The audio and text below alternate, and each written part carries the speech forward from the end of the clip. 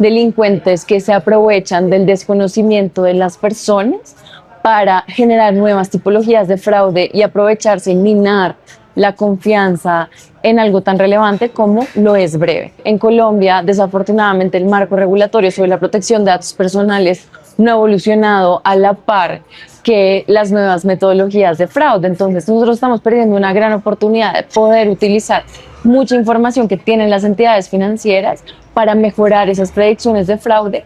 Y lo que mencionas es clave, la credibilidad y confianza en las entidades, porque uno viene muy acostumbrado al sistema financiero tradicional. Entonces es fundamental que demos un debate sobre si deberíamos liberalizar más esos montos o que esté bajo la autorización de los usuarios, o cómo generamos nuevos mecanismos de fraude que nos permitan seguir garantizando que Breve siempre sea el método de pago preferido.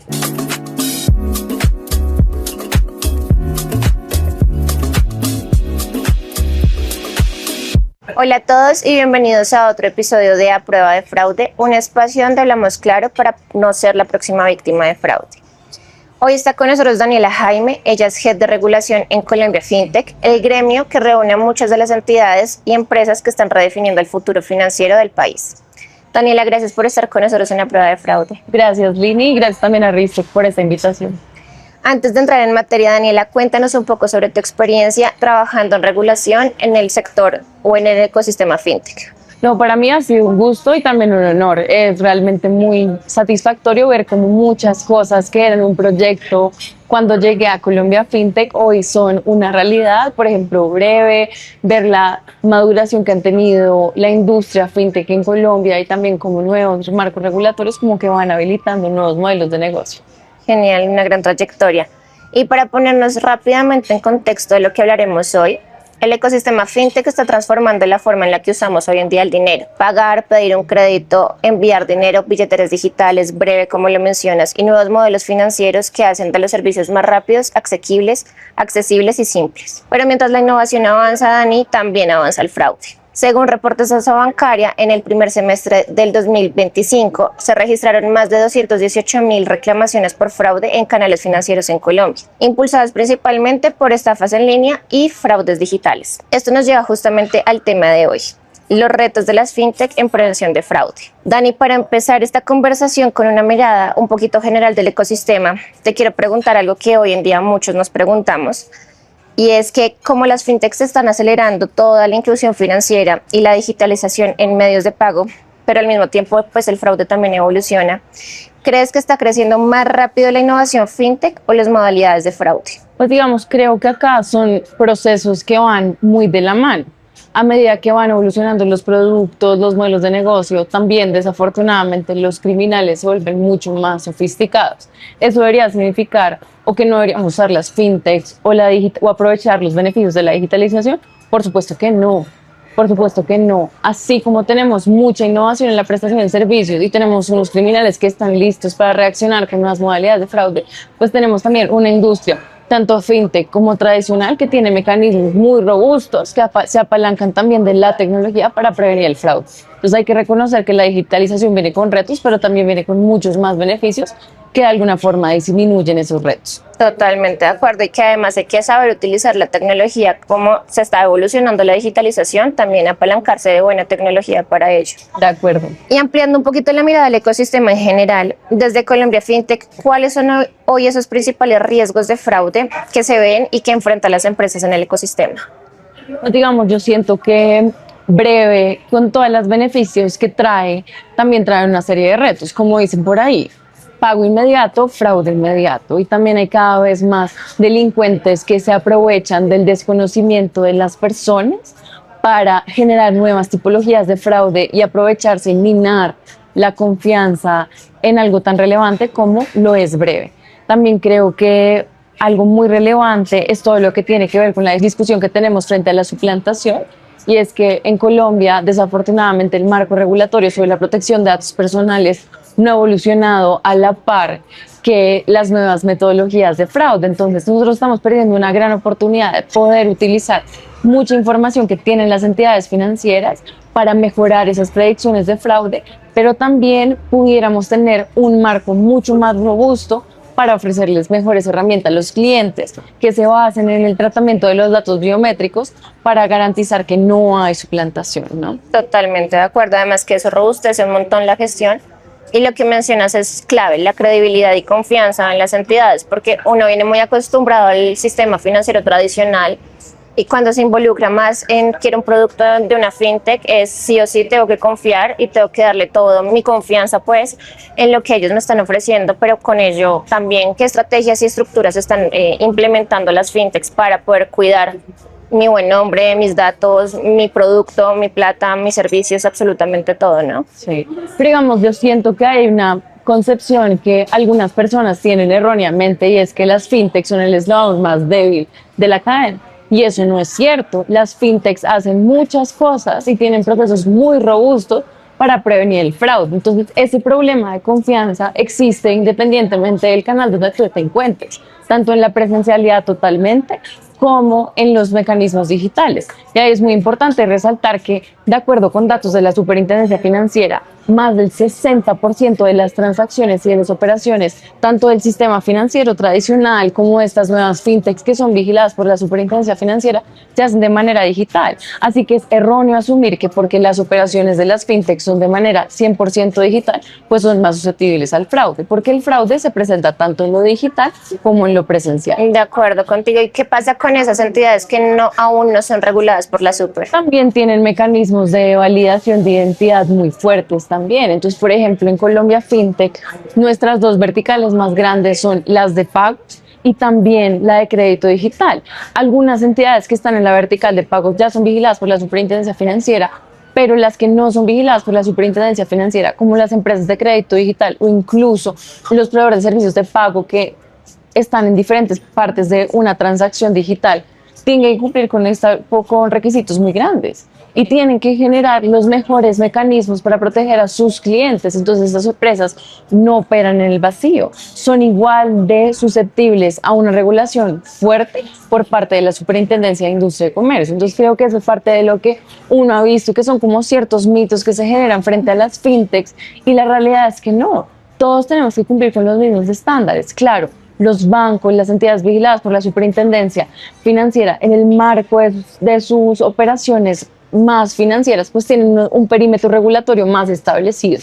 Pero esas buenas prácticas que han venido un poco de la regulación financiera más tradicional, pues se han irrigado hacia los otros eslabones de la industria fintech, que si bien no necesariamente son vigilados por la Superintendencia Financiera, pues sí tienen una interacción muy alta, no solamente con un consumidor financiero, sino también con entidades financieras tradicionales y tienen que adoptar esas mejores prácticas. Buenísima esa aclaración, Dani, porque creo que al ser fintech y al ser nuevo, muchas personas pueden llegar a tener miedo de confiar su dinero en estas entidades y súper bueno que también se conozca que hoy en día, aunque estén vigiladas o no, tienen buenas prácticas en prevención de fraude para cuidar al ciudadano. Vamos a una sección de consejos, ¿listo? ¿Qué debería empezar a entender hoy un usuario digital para proteger su información cuando usa múltiples plataformas financieras? Debería tener buenas prácticas sobre entender, por ejemplo, cuáles son esas redes de Wi-Fi que son las más confiables. Nosotros somos muy relajados con conectarnos a cualquier red Wi-Fi y de pronto no nos damos cuenta que estamos entrando a una red sin protección que nos vuelve susceptibles a pues dar nuestros datos con personas inescrupulosas. O, por ejemplo, también tener muy en cuenta en que nosotros como consumidores tenemos también el deber de informarnos muy bien y no de aceptar a la loca cualquier términos y condiciones. También hace parte de nuestra responsabilidad como consumidores informarnos mejor. Claro, ahí hay una doble responsabilidad.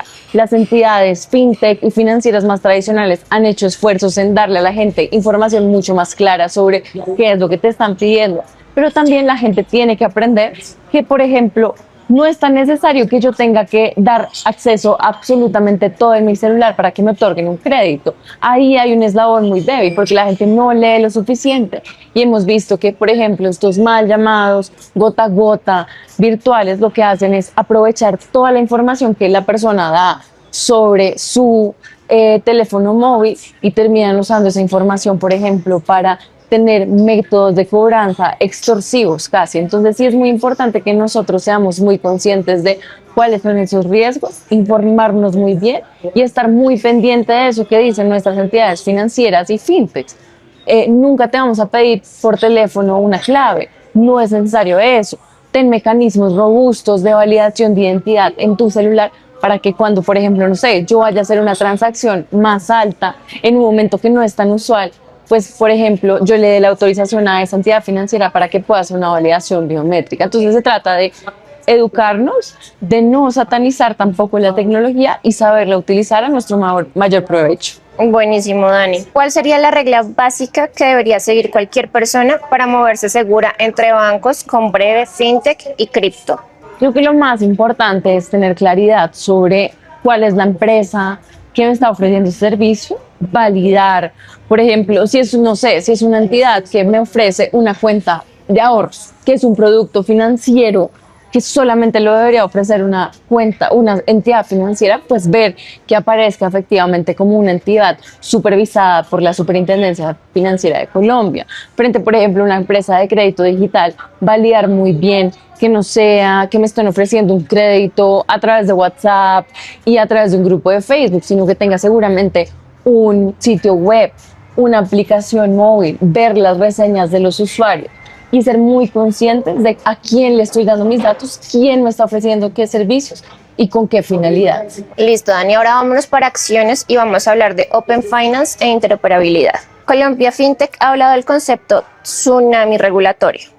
Para esas personas que no están en el ecosistema, ¿podrías por favor explicarnos qué significa y por qué es necesario para el ecosistema? Claro que sí.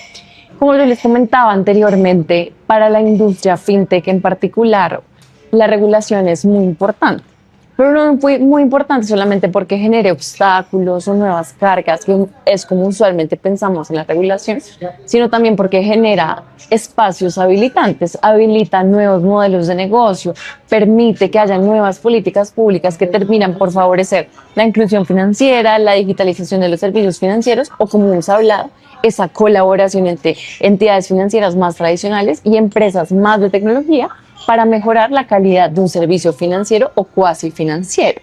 Entonces, el tsunami regulatorio a lo que se refiere es cómo vamos a implementar en Colombia un proceso de transformación profunda del marco regulatorio para que realmente la regulación contribuya a resolver tres temas que nosotros creemos que son relevantes o alcanzar mejores sus objetivos: la inclusión, la competencia y la innovación.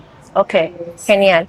Y creo que eso es súper clave, que también como ciudadanos entendamos hacia dónde va tanto el ecosistema financiero tradicional y lo que hoy en día se está haciendo desde Colombia FinTech, porque muchas veces uno no entiende qué está pasando en estos ecosistemas nuevos, por decirlo así, aunque ya llevan un buen tiempo andando, pero este tema de aclarar hacia dónde están llevando toda la conversación en Colombia FinTech me parece clave, pues o por lo menos para uno como ciudadano interesado en poder conocer más estas fintechs y ver qué productos financieros puede utilizar con ustedes, o bueno, con las fintechs.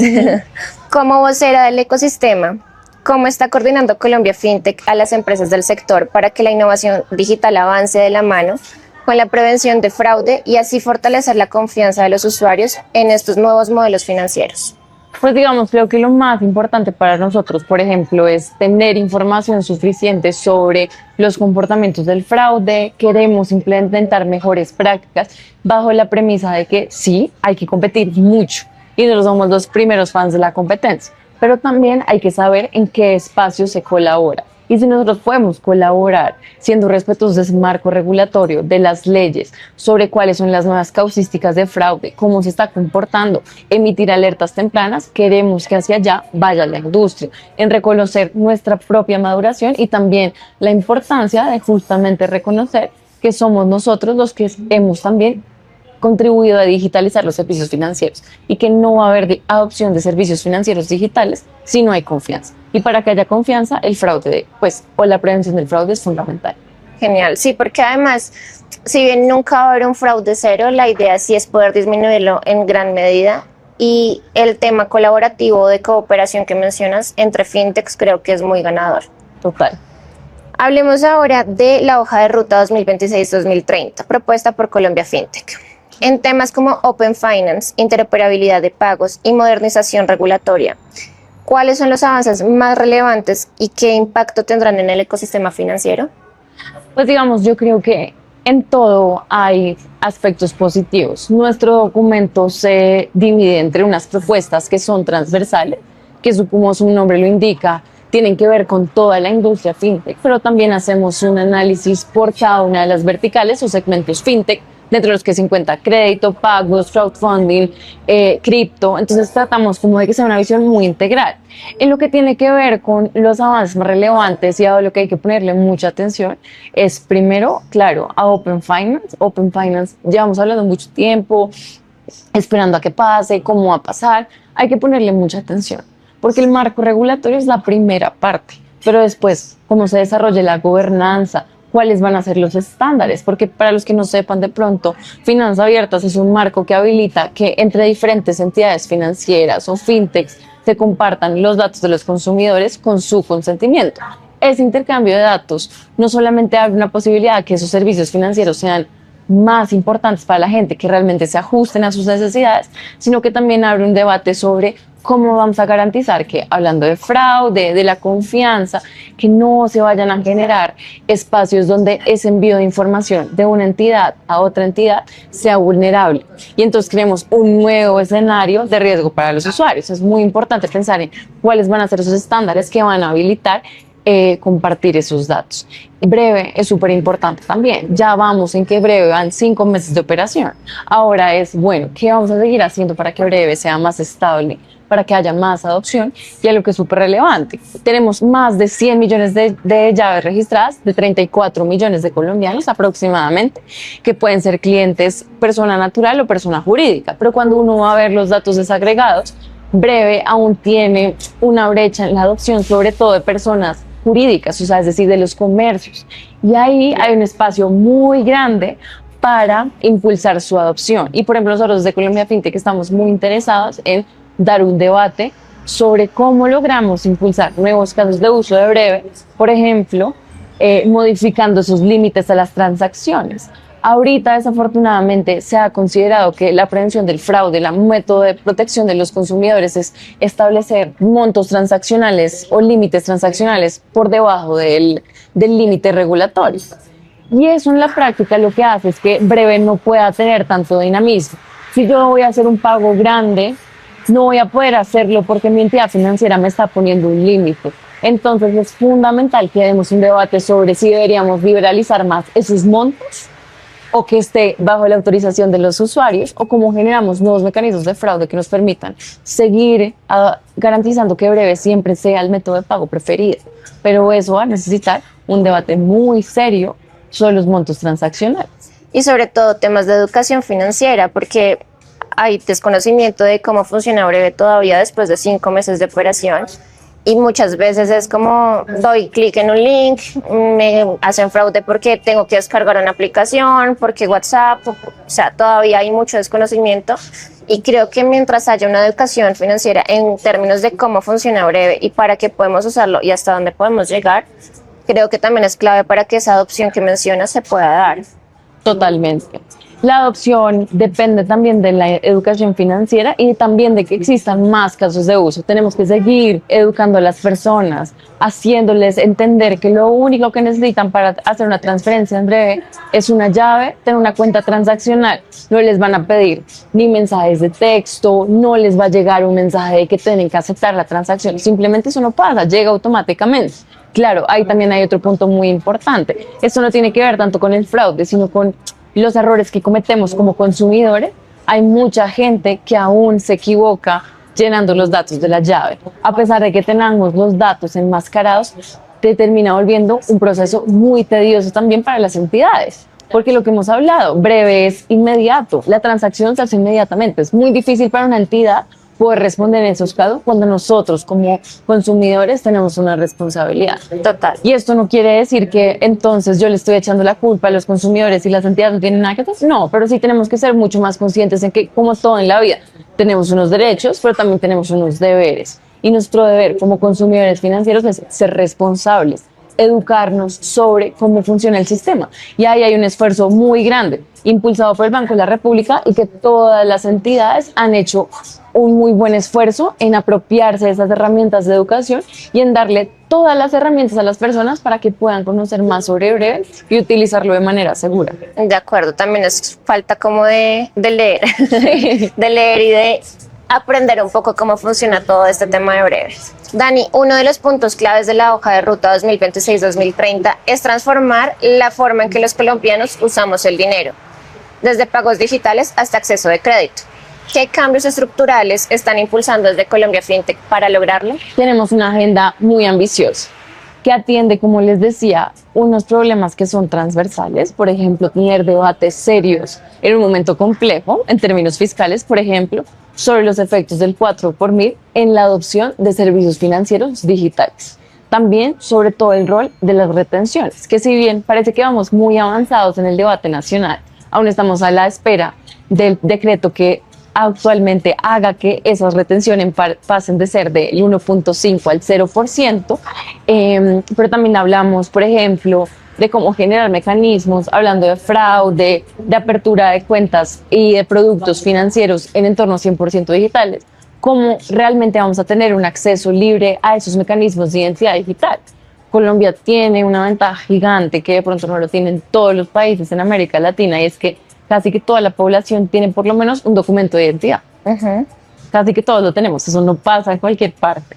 Y eso ya nos habilita para que podamos abrir fácilmente productos y validar nuestra identidad. Ahora se trata de cómo generamos que esas bases, lo que ya tiene la registraduría, esté disponible para diferentes puntas del ecosistema fintech y que garanticemos que esos mecanismos de validación de identidad se hagan de acuerdo a lo que exige la ley, de cuidar esos datos personales de las personas, pero también de que generemos nuevos mecanismos de validación de identidad. Y en un entorno donde, por ejemplo, van aumentando las obligaciones legales de las fintechs y de las entidades financieras más tradicionales frente a la suplantación, es fundamental que demos un debate sobre cómo vamos a darle las herramientas a la industria para validar la identidad de los clientes. Buenísimo, sí, porque va mucho desde lo regulatorio, desde lo que se está haciendo como país y de lo que ustedes ya están adelantando como gremio.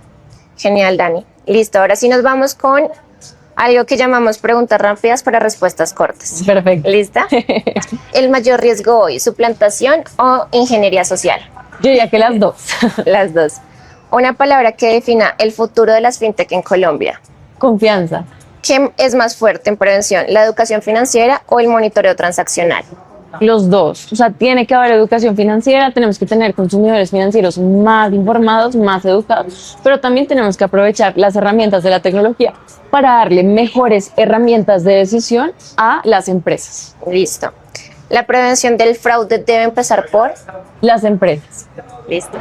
Dani, muchas gracias por estar con nosotros en la prueba de fraude, un espacio pues que es crucial para las personas que nos ven y nos escuchan y estar un poquito más informados de lo que está pasando en este caso en el gremio de las fintech y no ser víctima del fraude. Muchas gracias a ti por el espacio y de tu tiempo. No, muchas gracias a ustedes. Y con ustedes nos vemos en un próximo capítulo de A Prueba de Fraude. Chao.